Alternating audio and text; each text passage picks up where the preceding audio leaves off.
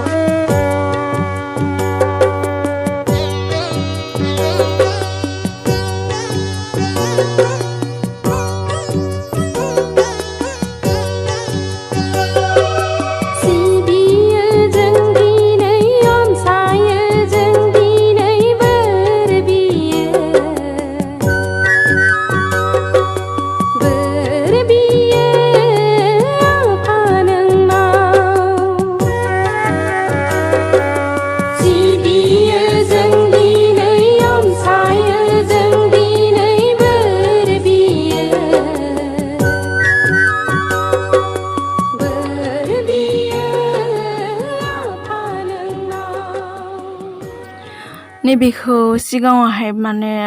बाहेरावसो दोनदोंमोन आरो लोगोफोर मन्दिरनि बाहेराव न' फिसा लुनानै दोनदोंमोन ओमफ्राय सिङाव मानो लाबोखोथाय मिथिया जानो हागौ न' गोदान बानायगासिनो दं आरो बेनिखायनो बेयाव दोनदों सोरबा साननो हागौ मिथियैफोरा बियो आबौआ मा बानायदोंमोन होननानै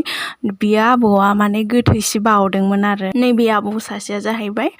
दौरि माने बावनायाव मन्त्र मारिग्रा आरो मन्त्र मारिग्रा थायो नालाय सासे नैबे आदै मादैमोनहाबो जाहैबाय माने